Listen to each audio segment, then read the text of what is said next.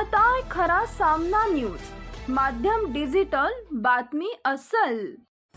सोलापूर शहरात दरवर्षी सरासरी 560 घरफोडी आणि चोऱ्या होतात।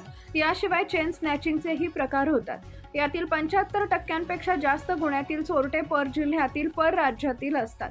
चोरटे स्वतःकडील दुचाकी, चारचाकीतून किंवा रेल्वे, एसटी बस, खासगी वाहनातून सोलापुरात येतात।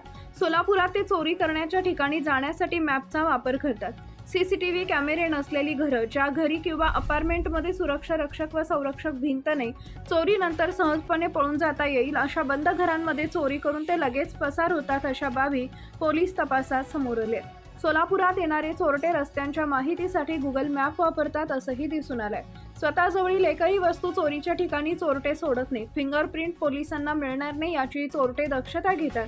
लोकेशन मिळू नये म्हणून व्हॉट्सअॅपवरून एकमेकांशी संपर्क साधतात। अशा वेळी श्वान घटनास्थळावरच घुटमळते। अंगुली मुद्रा फॉरेन्सिक टीमला काही मदत मिळत नाही व खरे व सायबरच्या मदतीनं पोलीस चोरट्यांना शोधून आणतातच। याशिवाय सराईत गुन्हेगारांच्या रेकॉर्डवरून ही चोरटे शोधले जातात।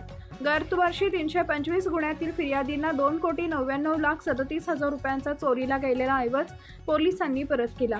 महामार्गामुळे काही तास चोरटे एका शहरातून दुसरीकडे ये-जा करतात। रेकॉर्डवरील गुन्हेगारांवर स्थानिक पोलिसांचं सदैव लक्ष असते, त्यामुळे चोरटे जिल्ह्यात चोरी करतात, पण आपणही त्या चोरट्यांना शोधून काढतोच। यासाठी अधिकारी अंमलदारांनी खूप मेहनत घेतली असते। नागरिकांनी घरासमोर सीसीटीव्ही लावून त्यांचे फुटेज साठवलं तर त्याचा फायदा पोलिसांना होतो। अनोळखी संशयित आपल्या भागात फिरत असल्यास त्याची माहिती स्थानिक पोलिसांना द्यावी। परगावी जाताना मौल्यवान वस्तू घरात ठेवू नयेत अशा सूचना वरिष्ठ पोलीस निरीक्षक अरविंद माने यांनी दिल्यात। Subscribe now and press the bell icon. Never miss an update.